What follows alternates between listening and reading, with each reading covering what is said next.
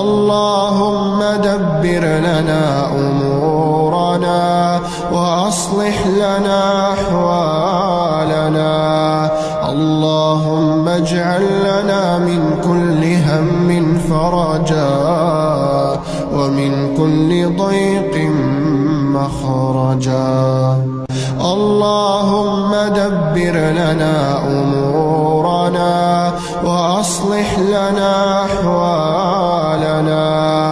اللهم اجعل لنا من كل هم فرجا ومن كل ضيق مخرجا. اللهم دبر لنا أمورنا وأصلح لنا أحوالنا. اللهم اجعل لنا من كل هم فرجا ومن كل ضيق